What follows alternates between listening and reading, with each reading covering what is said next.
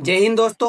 तीन दोस्त जिसमें आपको ट्रंप, जेलेंस्की और नेतन्याहू नजर आ रहे हैं। ये तीनों के तीनों अब व्हाइट हाउस के अंदर मिल लिए हैं और इनकी जो ये मुलाकात है ये इतनी ज्यादा इंपॉर्टेंट क्यों हो रही है? क्योंकि ये 2023 के बाद पहली बार ऑन कैमरा आकर के मिले हैं। इससे बीच में कई बार मिले होंगे लेकिन वो खबर इन्होंने बाहर नहीं आने दी। अब ये खबर बाहर आने तो नहीं दे रहे थे। जैसे ही इनकी गाड़ियां पहुंची कैमरा कोई अलाउ नहीं था, लेकिन फिर भी उसके बाद अंदर की तस्वीरें इनके द्वारा साझा की गई। और वो तस्वीरें क्यों साझा की गई, क्या हुआ, आप जरा इस न्यूज में भी देख लीजिए। जेलेंस्की, नेतन्याहू एंड ट्रंप तीनों के तीनों मिले हैं और मिले हैं व्हाइट हाउस के अंदर। और जैसे ही व्हाइट हाउस की तस्वीरें वायरल होती है वो काफी ज्यादा चर्चा का विषय बनती है। आपको थोड़े दिन पहले की एक खबर याद होगी, जब हुआ क्या था कि जो अमेरिका के एक सीनेटर है लिंडसे ग्राहम, उनकी डेथ हो जाती है। जो चाहते थे कि 100% टैरिफ लगे उन कंट्री के ऊपर जो रूस से ऑयल परचेस कर रहा है। अब तार आप जोड़ते चलिए, इनकी डेथ होती है। ये डेथ का कनेक्शन किससे जोड़ा जाता है? रूस और ईरान से, क्योंकि इससे घाटा इन दोनों कंट्रियों को हो रहा था। क्योंकि ये जो लिंडसे ग्राहम थे वो चाह ये रहे थे कि इधर ईरान का भी घाटा हो जाए और इधर रूस का भी घाटा हो जाए। इसलिए वो रूस के खिलाफ 100% टैरिफ लगाना चाहते थे कंट्रियों के ऊपर और इधर इसराइल की हेल्प कर रहे थे। इसीलिए बताया जा रहा है कि इनकी डेथ हो गई। तीसरा तारा आप ये जोड़िए, होता क्या है, इधर ब्लैक सी है, इधर अजोब सी है। अजोब सी और ब्लैक सी दोनों को जोड़ने वाली एक स्ट्रेट है जिसका नाम है कर्च स्ट्रेट। इस कर्च स्ट्रेट के ऊपर भी काफी ज्यादा जो है ट्रैफिक चल रहा था, जैसा कि हॉर्मुज स्ट्रेट के ऊपर चल रहा है। जो संकट हॉर्मुज स्ट्रेट पे बन रहा था वही का वही संकट यहाँ पे बन रहा था, यानी कि प्रॉब्लम यहाँ पे भी क्रिएट हो रही थी। उसके बाद आप थोड़ा सा और आगे देखिए, अभी 2 दिन पहले ही यूक्रेन के द्वारा ईरान का जहाज जो कि कैस्पियन सागर से जा रहा था रूस से होता हुआ ब्लैक सी के अंदर, उस जहाज के ऊपर अटैक कर दिया जाता है। और ये अटैक होने से अब बात क्लियर साफ नजर आ जाती है कि जो रूस इनडायरेक्टली ईरान की हेल्प कर रहा था, अब वो रूस खुल करके ईरान की हेल्प कर रहा है। और ये खबर कैसे सामने आती है, मैंने आपको थोड़े दिन पहले ये बताया था कि रूस के द्वारा एक सीक्रेट मिशन चलाया जा रहा है ईरान के साथ में। उस सीक्रेट मिशन के तहत रूस क्या है, ईरान को कोमेटा एम जो मिसाइल है वो देने में लगा हुआ है।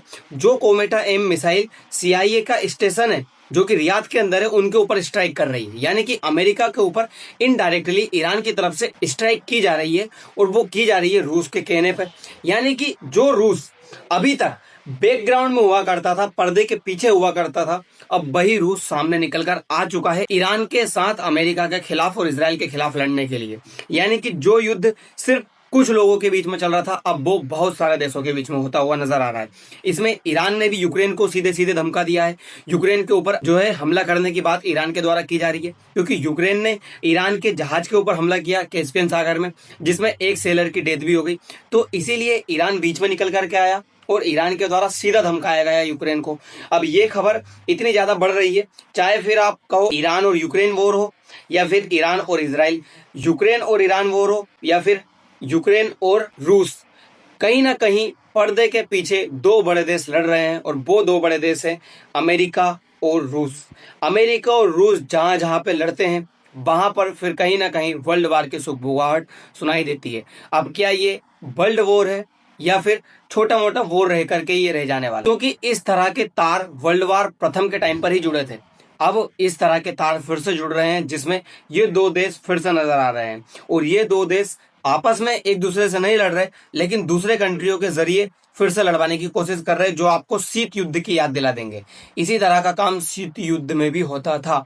यानी कि रूस, यूक्रेन, उधर इजराइल, ईरान, अमेरिका, ये तीनों अलग लड़ रहे थे, ये दोनों अलग लड़ रहे थे, लेकिन ये आपस में इस तरह से कनेक्ट होते हुए नजर आ रहे हैं कि सारे के सारे पांचों के पांचों देश एक साथ लड़ते हुए नजर आ रहे हैं। और अगर पांचों देश एक साथ लड़ेंगे तो उसमें कहीं ना कहीं चाइना भी इन्वॉल्व होगा, कहीं ना कहीं यूरोप भी इन्वॉल्व होगा। और अगर ये इन्वॉल्व हो जाते हैं तो ये विश्व युद्ध की शुरुआत है, क्योंकि इसी तरह का शुरुआत 1914 में भी हुई थी। दरअसल होता क्या है, जेलेंस्की, नेतन्याहू और ट्रंप तीनों के तीनों व्हाइट हाउस में मिलते हैं। और व्हाइट हाउस में इनकी मुलाकात क्यों होती है? क्योंकि 2023 से पहले इन्होंने बहुत बार मुलाकात की, लेकिन 2023 के बाद में ऑन कैमरा इनकी मुलाकात होती नहीं है। अब ऑन कैमरा मुलाकात करने के लिए और सबके सामने आने के लिए ये व्हाइट हाउस में मिल लेते हैं। और व्हाइट हाउस में मिल करके जेलेंस्की अमेरिका से जो है मिसाइल मांगते हैं और जो बेंजामिन नेतन्याहू है वो अमेरिका को ईरान की कुछ ऐसी साइट्स के बारे में बताते हैं, मोसाद से जानकारी लेकर के, जो जहां पर ईरान के द्वारा न्यूक्लियर इनरिचमेंट करके छुपाया जा रहा था 1600 मीटर नीचे। अब 1600 मीटर नीचे अमेरिका की कोई मिसाइल अटैक तो कर नहीं सकती, इसीलिए बेंजामिन नेतन्याहू ने अमेरिका को बताई। वो जगह कौन सी है उसके बारे में भी हम चर्चा कर लेते हैं। जैसे कि आप इस तस्वीर में देख सकते हो, बेंजामिन नेतन्याहू आपको पैर के ऊपर पैर रखकर बैठे हुए नजर आ रहे हैं डोनाल्ड ट्रंप के सामने।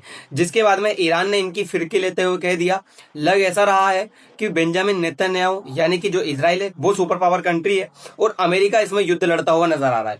हालांकि जो जेडी वेंस है उनके द्वारा बहुत बार इसराइल को ये बात बताई गई थी कि इस दुनिया के अंदर तुम्हारा अगर कोई सच में दोस्त है और सच में चाहता है कि तुम जो है सेफ बचे रहो, तो वो है सिर्फ अमेरिका। अमेरिका के साथ में दुश्मनी मोल मत लो। हम तुम्हें कह रहे हैं ईरान के साथ में वॉर मत करो, तो ईरान के साथ में वॉर मत करो, ये वॉर साइलेंट कर दो, सीज फायर कर लो। लेकिन इजराइल इन दोनों को साझते हुए आज ईरान के ऊपर लगातार अमेरिका और इजराइल के द्वारा अटैक किए जा रहे हैं। अभी के हालत में 2 दिन से ये अटैक थोड़े बंद हुए हैं, लेकिन ये अटैक कहीं ना कहीं फिर से शुरू कर दिए जाएंगे, क्योंकि जिस तरह से मोसाद के द्वारा, बेंजामिन नेतन्याहू के द्वारा ट्रंप को जो खबर दी गई है, उस खबर के बाद में ट्रंप ने क्लियर धमका दिया ईरान को कि अब हम आपकी जो न्यूक्लियर साइट्स है जो आप छुपा करके रख रहे हो उसके ऊपर अटैक करेंगे। न्यूक्लियर साइट्स कौन सी है वो तो बताने वाला हूं मैं। एक पर्वत है, उस पर्वत के नीचे ही इन्होंने पूरा छुपा करके रखा है। तो ये सारी चीजें बेंजामिन नेतन्याहू इसमें जीतते हुए नजर आ रहे हैं। दरअसल होता क्या है, थोड़े दिन पहले ही जो लिंडसे ग्राम है उनकी डेथ हो जाती है। और उनकी डेथ क्यों होती है? क्योंकि क्रोनोलॉजी कनेक्ट इस तरह से होती नजर आती है, जो इजराइल है उनका ये समर्थन कर रहे थे ईरान के खिलाफ। ये चाहते थे कि इसमें ईरान का हार हो और इजराइल की जीत हो। इसीलिए कहीं ना कहीं ये इजराइल को जो है अंदर की बातें बताते रहते थे, इजराइल को चीजें समझाते रहते थे, इस तरह का काम करते रहते थे। दूसरी तरफ ये यूक्रेन की हेल्प करते हुए रूस के खिलाफ कुछ ना कुछ काम करते हुए नजर आ रहे थे, जिसमें इन्होंने रूस के साथ में ऑयल परचेस करने वाले जितने भी कंट्री है उनके खिलाफ 100% टैरिफ लगाने की बात की गई थी। इनके द्वारा बिल लेकर के आया जा रहा था, जो भी कंट्री रूस से ऑयल परचेस कर रहा है, चाहे वो थोड़ा भी परचेस कर रहा हो, उसके ऊपर 100% टैरिफ लगाया जाए। जिसमें बात भारत की भी निकल करके आई थी कि भारत के ऊपर भी 100% टैरिफ लगा सकते हैं। तो हो सकता है, खबर ये लगाई जा रही थी, कयास ये लगाए जा रहे थे कि इधर ईरान और इधर रूस दोनों ने मिलकर के लिंडसे ग्राम को मार दिया।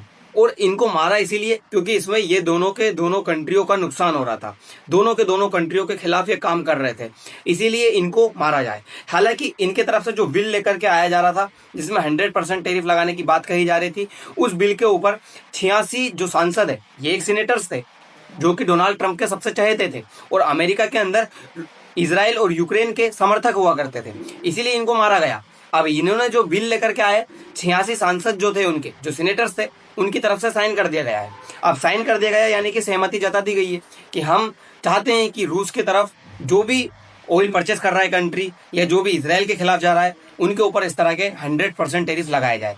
इसी तरह के काम जो प्रथम वर्ल्ड वार था उसमें भी हुआ था। प्रथम वर्ल्ड वार की शुरुआत कैसे हो गई थी? 1818 में जो बर्लिन की संधि हुई थी, तब से ही प्रथम वर्ल्ड वार के जो बीज है वो बो दिए गए थे। उसके बाद में 1914 में 28 जुलाई को ऑस्ट्रिया हंगरी द्वारा सर्बिया पर युद्ध की घोषणा करने के साथ प्रथम विश्व युद्ध की शुरुआत हो जाती है। इस महायुद्ध का तात्कालिक जो कारण था वो ऑस्ट्रिया के राजकुमार की हत्या और आपसी गुप्त संधियां। इसके बाद में बहुत सारे देश एक साथ निकल कर आ गए और 2 गुट बनते गए, जिसमें एक तरफ आपको ब्रिटेन, फ्रांस, अमेरिका, रूस और इटली नजर आएंगे, वही दूसरी तरफ आपको ऑस्ट्रिया हंगरी, जर्मनी, तुर्की और बुल्गारिया नजर आएंगे।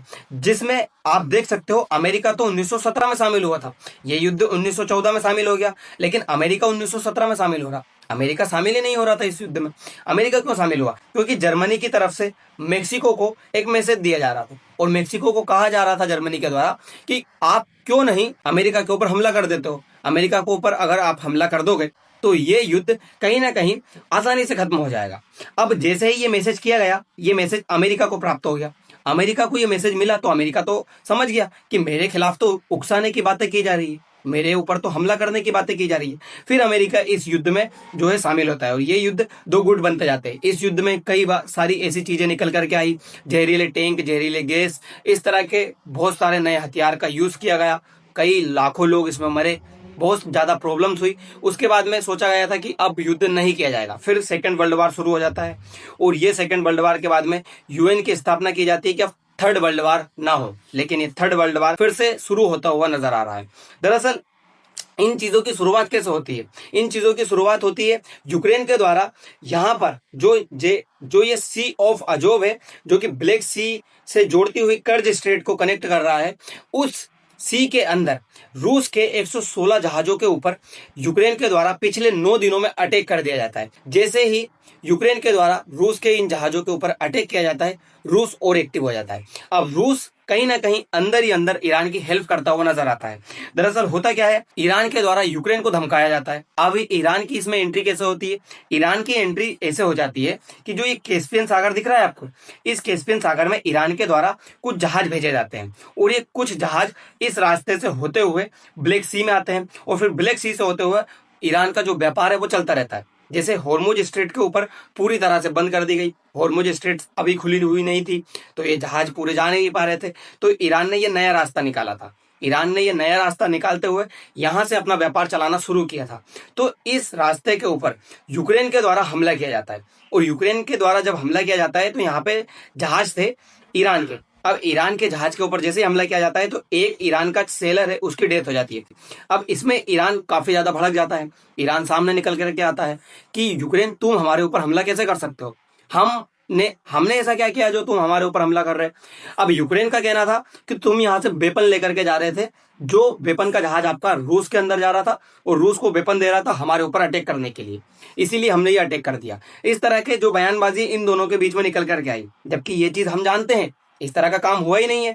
यूक्रेन के द्वारा जो ये आप मैप में देखिए, ये रहा कैस्पियन सागर, ये यहाँ से निकल करके जाने की कोशिश करता था रूस से होता हुआ और ब्लैक सी से होता हुआ, ये पूरे एरिया में अपना व्यापार करता था। अब यूक्रेन के द्वारा यहाँ पे हमला किया गया, जिसके बाद ईरान भड़का और ईरान सामने निकल करके आया कि अब हम यूक्रेन को छोड़ेंगे नहीं। तो जो युद्ध रूस और यूक्रेन के बीच चल रहा था उसमें ईरान की एंट्री हो गई। अब इसराइल की उसमें एंट्री हो गई। क्यों? क्योंकि यूक्रेन इसराइल को अपने तरफ लेकर के आया। अब ये चीजें कहीं ना कहीं चलती हुई नजर आ रही थी। जो चीजें चल रही है वो आप देखिए, जो रूस सीधे सीधे पर्दे के पीछे हुआ करता था, उस रूस ने कोमेटा एम जो मिसाइल है वो टेक्निक दे दी गई। वो टेक्निक देने से हुआ क्या, जो शाहिद ड्रोन थे ईरान के, उन शाहिद ड्रोन के अंदर इस टेक्निक को लगाया गया और ये टेक्निक लगने से शाहिद ड्रोन जाम नहीं हो पा रहे। जो अमेरिका और इसराइल चाह रहे थे कि ये शाहिद ड्रोन जाम हो जाए जिससे कि अटैक ना कर पाए, वो ड्रोन जाम नहीं हो रहे और वो ड्रोन ज्यादा से ज्यादा इसराइल के ऊपर अटैक कर रहे हैं। तो रूस कहीं ना कहीं शामिल हो गया। जो सीआईए के अंदर अटैक किया जा रहा है ना, सीआईए के स्टेशन पे, वो सीआईए के स्टेशन पे अटैक इन्हीं शाहिद ड्रोन के द्वारा किया जा रहा है और रूस इसमें इन्वॉल्व हो गया। दूसरी तरफ इसराइल अब और इन्वॉल्व हो गया, इसराइल और ज्यादा एक्टिव हो गया।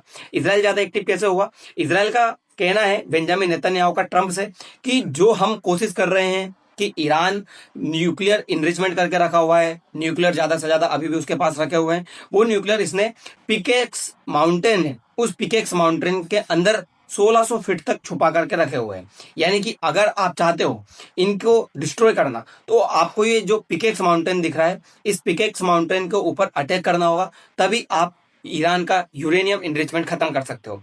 ये चीज जैसे ही सुनी, ट्रंप के द्वारा धमकाया गया। ट्रंप ने साफ धमका दिया। ट्रंप का कहना है कि ईरान अगर इस तरह का काम कर रहे हो तो हम आपका जो पिकेक्स माउंटेन है ना, उसके ऊपर अटैक करेंगे, आप यहां से बच सकते हो तो बच लो। अब ये चीजें कहीं ना कहीं थर्ड वर्ल्ड वार की तरफ लेकर के जा रही है। आप इन चीज के बारे में क्या सोचते हो? क्या वाकई में ये थर्ड वर्ल्ड वार के क्रोनोलॉजी को कनेक्ट कर रहा है, या फिर यूं ही जो ये चीजें हैं वो चल रही है शुरू से ही?